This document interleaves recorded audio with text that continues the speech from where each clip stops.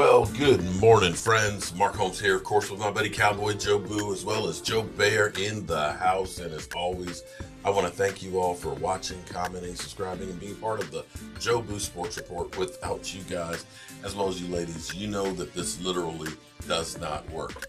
So let's get open for business here. Let's wake up the football gods. And let me first say that we got some shit that we have to deal with, and it's with Stephen Jones and his whole take on free agency as well as building a team.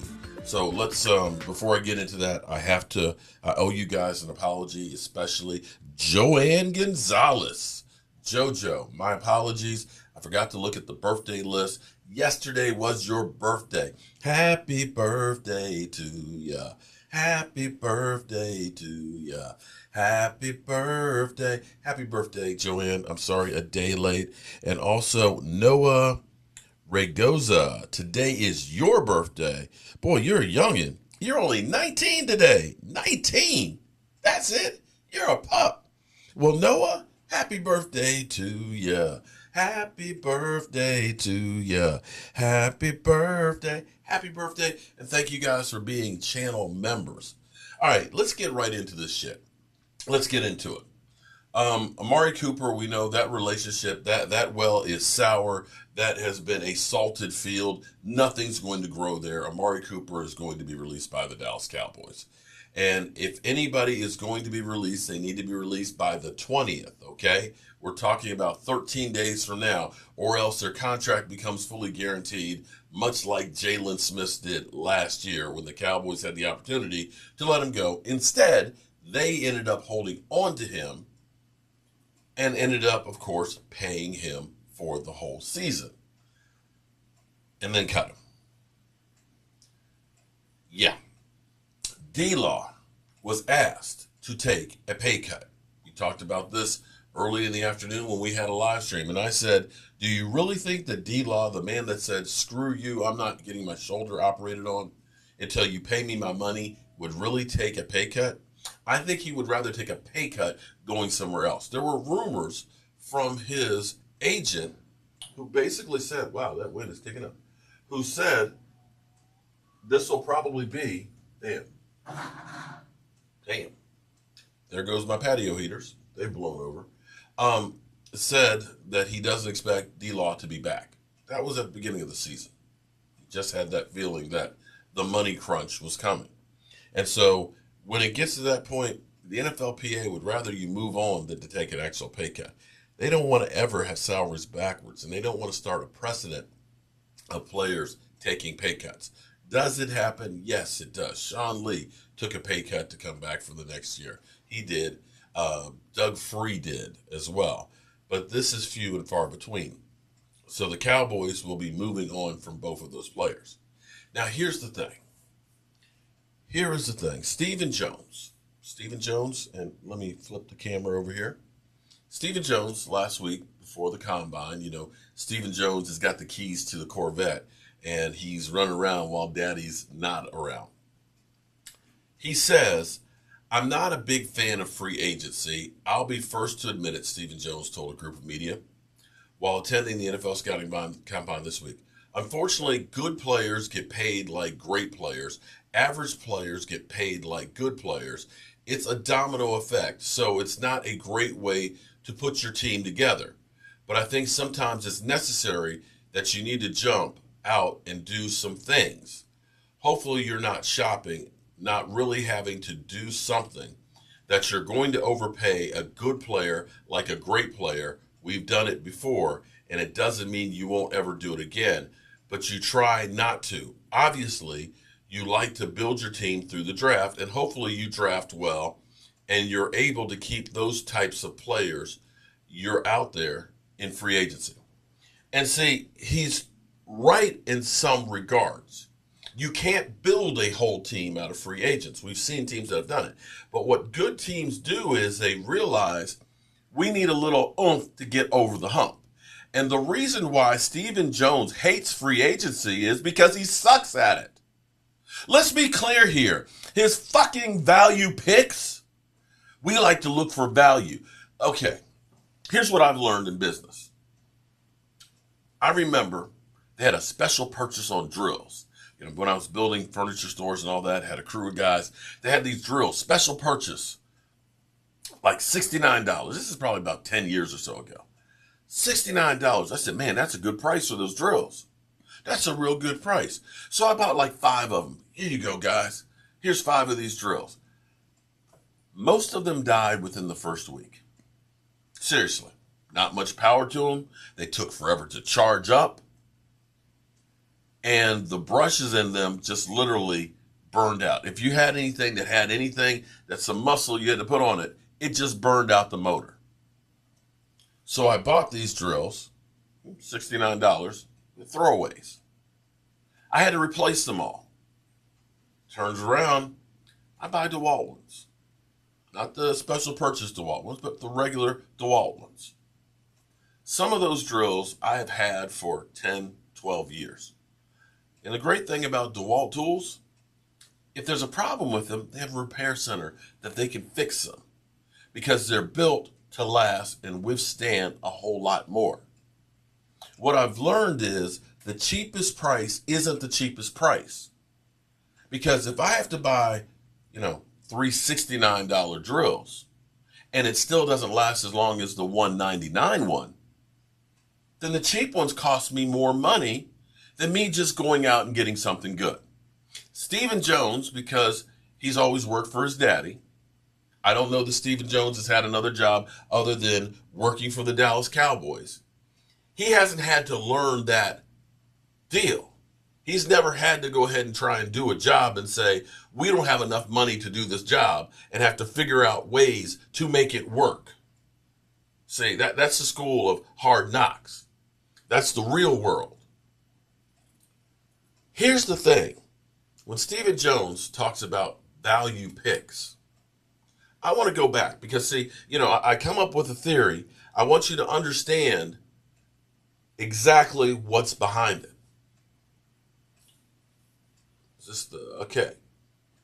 Let's go back to 2020. Shout out to Cowboys blogging the boys here. I want you to think back. In 2020, the Cowboys went for value picks. We like to supplement what we're doing with value picks. We went out and got a 33-year-old Gerald McCoy. Signed him to a 3-year deal, $18 million. Gets hurt in training camp and never plays a play for the Cowboys.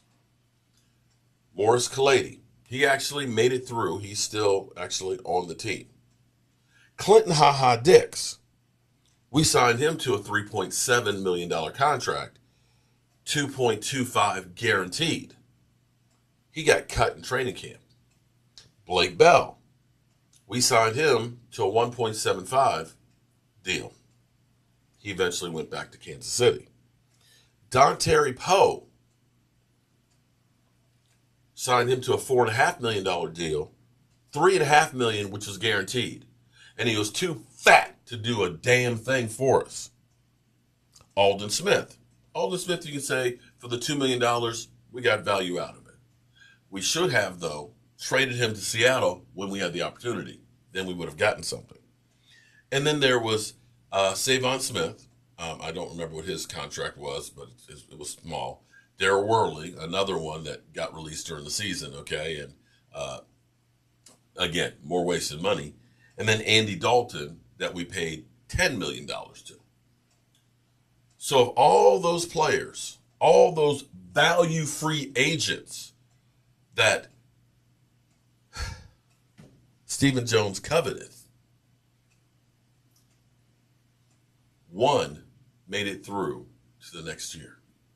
Just one. 1.8 million, 2.5 million, 1.75 million, 3.5 million, 2 million, $10 million.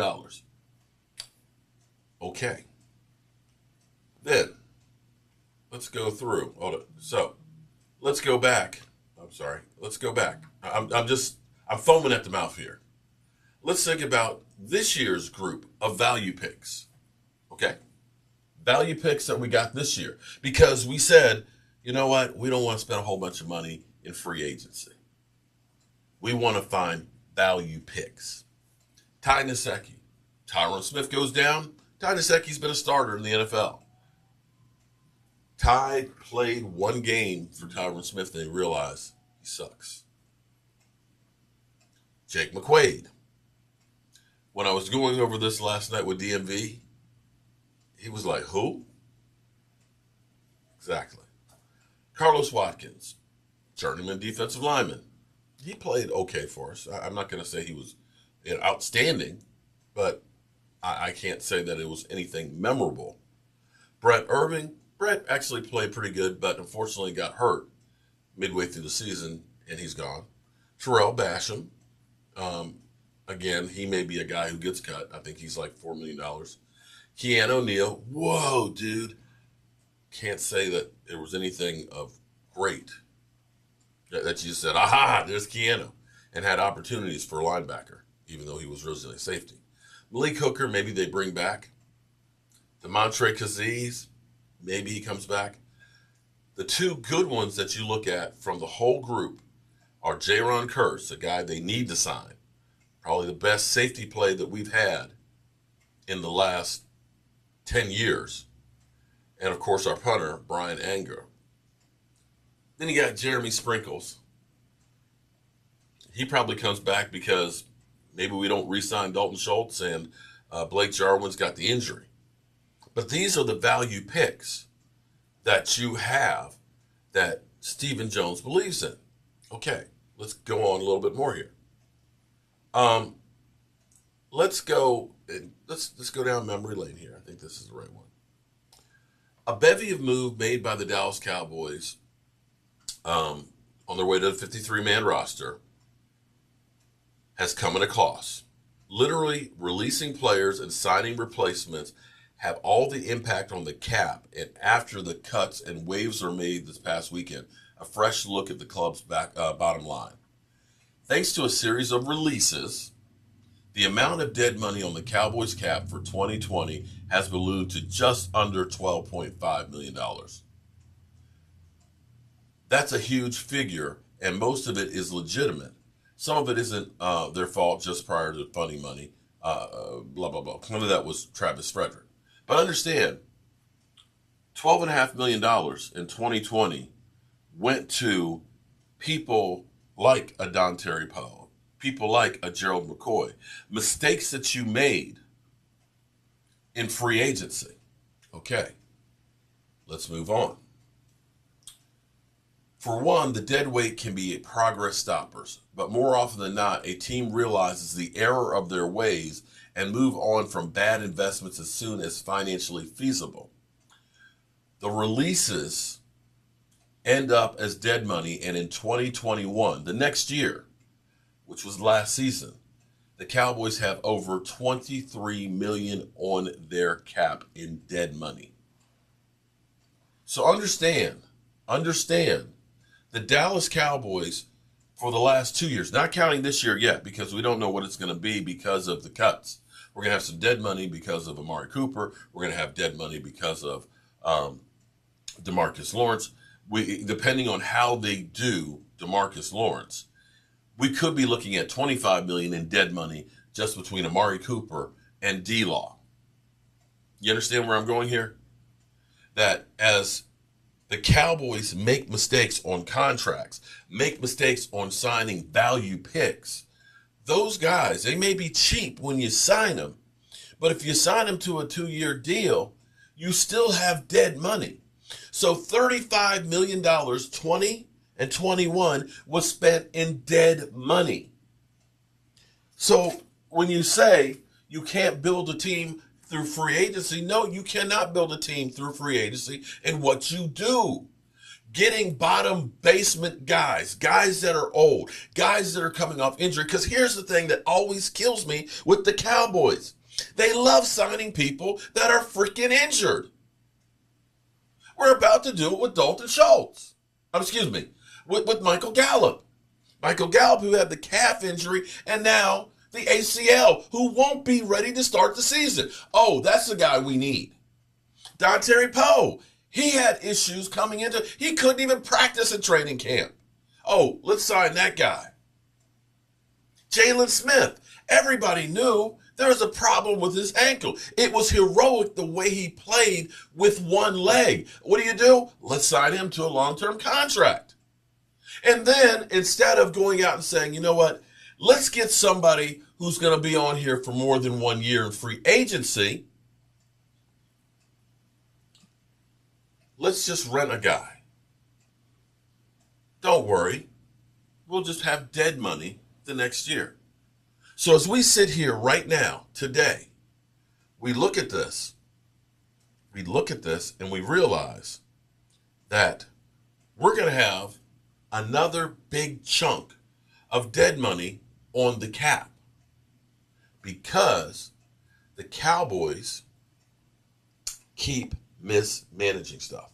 And see, here's the problem. We look at the players and we say, oh my God, Zeke Elliott, man, he's not worth $18 million. His contract wasn't originally designed to pay him $18 million this year. But because Stephen Jones has his value picks and all this dead money, we end up being over the cap. So then we restructure contracts to kick the money down the road. That $23 million that we had in dead money, we had to make up for by restructuring Tyron Smith's contract last year, Zach Martin's contract, DeMarcus Lawrence's contract, Zeke Elliott's contract, as well as Dak Prescott's. And what you have now is an endless cycle of doing the same thing. We're going to create more dead money because of cutting D-Law, because of cutting Amari Cooper, probably cutting Blake Jarwin, another contract that you looked at and said, was he worth $5.2 million? I don't know. We may end up looking 2 years from now and saying, man, Dalton Schultz, should we have signed him to that contract? But this is like the same cycle over and over again. And it seems like Stephen Jones does not see the error of the ways. I would say, instead of spending, $25 million on guys that aren't a solution, maybe it would be better to go ahead and say, we're going to get a couple of guys that are going to be really, really good. And back to Stephen Jones' whole thing of, when you pay free agents, you're paying average guys like good guys and good guys like great guys. Aren't you doing that with your own free agents right now? Because if you were paying them the way they were valued, you wouldn't be cutting them. Stephen Jones has a lot to learn if he's going to be taking over the reins of the Dallas Cowboys. And unfortunately, I guess it's going to be on-the-job training for us as Cowboy fans. I don't understand how the Dallas Cowboys are the dumbest smart people that I've ever seen in my life. They know how to make money hand over fist, but I'm not sure they really understand this whole concept of building a team. And the thing that kills me is everybody learns from mistakes. Nobody walks into a situation and knows everything. But it seems like they're so arrogant about what they do and believe what they're doing is the right thing. You've got to look at the results and say, buddy, what you're doing is not working. And we're repeating the same spin cycle again. We've got some big players. We end up restructuring contracts. And because we don't have money, we go out and we pay a whole bunch of guys a little bit of money here that aren't going to be there, that creates more dead money, that repeats the cycle again. And that's it in a nutshell. It's hard right now being a Dallas Cowboy fan because you look at this and I can see it. Law Nation can see it. DMV, everybody can see it. But yet we continue to go down the same path. Sorry, I know some people will come back at me and say that, your video is negative and doom and gloom. But the reality is I'm not going to sugarcoat and tell you everything's going to be great, that we're going to be a 14-win team and we're going to go to the Super Bowl. That may happen. But right now, we got to deal with the situation as it is. And the way the situation looks right now, the way we are mismanaging things, the things that we are doing, like undercutting the head coach and still bringing him back as a lame duck, to look at Kellen Moore and think that he's a genius when all of his experiences are under Scott Linehan and Jason Garrett and expect a different result than what he's already learned his whole career is insanity. We'll see what changes happen. Maybe the Cowboys are just basically, pulling a rope-a-dope and making us think that they're not going to do anything in free agency and actually go out and get some guys that are better than value pickups. But whenever I hear value pickups, I think of Kmart blue light specials. I think of special purchases that it's like the televisions when you go Christmas shopping. They got the $50 televisions that's, to bring you in the store. What you find out is they don't have all the features that the regular models do. It's special made to be cheap and not to last for long. So with that being said, there's going to be a lot of things that are going to be transpiring over the next 2 weeks, or actually next 13 days. The Dallas Cowboys will need to get some guys signed if they don't want them to hit the free agency market. They're going to need to release some people because we still are $13 million over the cap, and we have to get up underneath of it. Michael Gallup's deal, we're hearing, will probably be done sometime this week. We hear that they want to bring back Randy Gregory. So stay close to the YouTube here and definitely subscribe to the channel so we can bring you any news and any changes that happen with the Dallas Cowboys. As always, you know how we roll. Folks here, as always, I want to thank you all for watching, commenting,